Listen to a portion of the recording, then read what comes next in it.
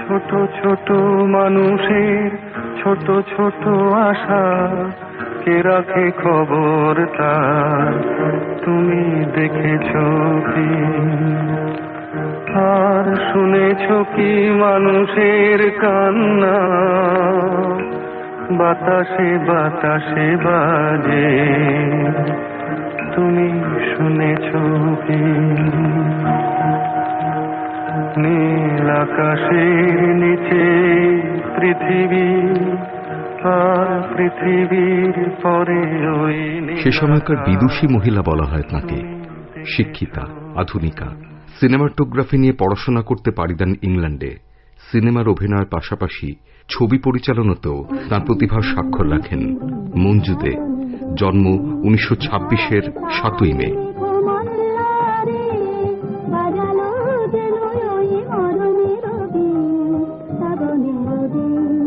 50-60-এর দশকে বাংলা ছবির জগতে বিশিষ্ট প্রতিভাদের অন্যতম বলে গণ্য হন মঞ্জু দে। প্রথম ছবি 1951-এ হেমেন গুপ্ত পরিচালিত 42।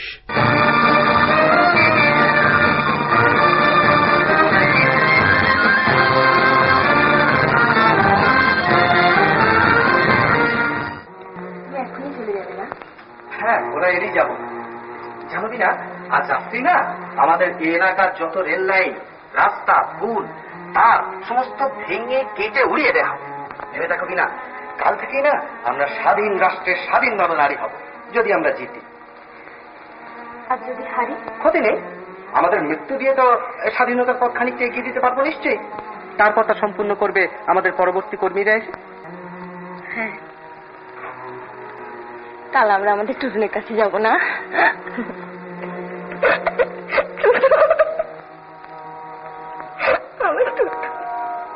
বিনা, বিনা, এবার চলো লক্ষ্মীটি, রাত হয়ে যাবে। বিনা, বিনা,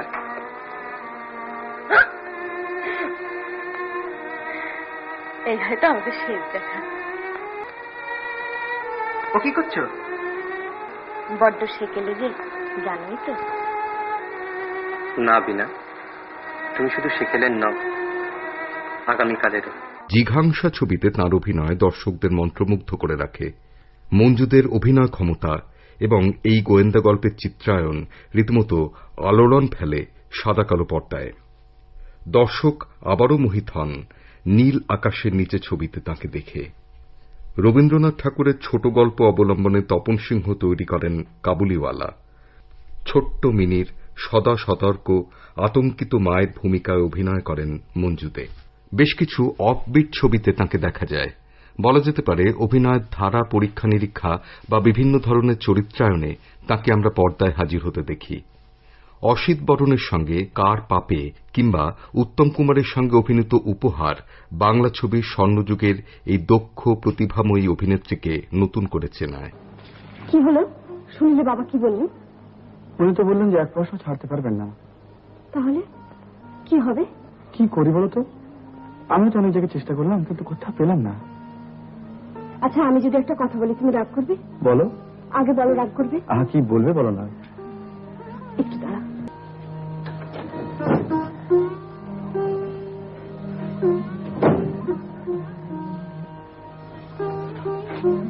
আমার এই গয়নাগুলো রেখে তুমি 1000 টাকা নিয়ে এসো।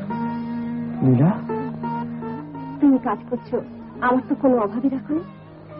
একটু কষ্ট করে থেকে মাসে মাসে কিছু কিছু জমিয়ে 1 বছরের মধ্যেই গয়নাগুলো আমরা ছাড়িয়ে আনতে পারবো।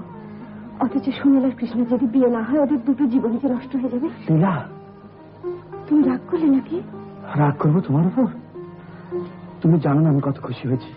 সত্যি তুমি জানো না আমি কত খুশি হয়েছি। সে যুগে স্বনামধন্য সর্বাধিক কৃতী নায়িকাদের মতো খ্যাতির শিখরে তিনি পৌঁছেছিলেন কিনা তা নিয়ে সন্দেহ থাকতেই পারে, কিন্তু অনস্বীকার্যভাবে বলা যায় বিদুষী রুচিশীলা নায়িকা হিসেবে বাংলা ছবিতে তাঁর এক সুস্পষ্ট স্বতন্ত্র স্থান রয়ে গেছে। মোহন, আমি যাব, আমাকে নিয়ে যেতেই হবে। তুমি যাবে না? যাবো বলছি মোহন। আমার রাগ, অভিমান, আমার বাসনা কামনা চিরদিনের জন্য বিসর্জন দেব বলেই যাব। এত দূর এসে কি অমনি ফিরে যাব? তাকে দেখব, তার মার্জনা ভিক্ষে করে নেব, যে আসছে তাকে আশীর্বাদ করব, তার হাতে আমার রাজাকে সঁপে দেব, তারপর চিরবিদায় নিয়ে চলে যাব। চলো মোহন, আমি হেঁটেই যাব। হেঁটে যাবে বাঁচালনি? হেঁটে যাওয়াই যে আমার সাজে মোহন।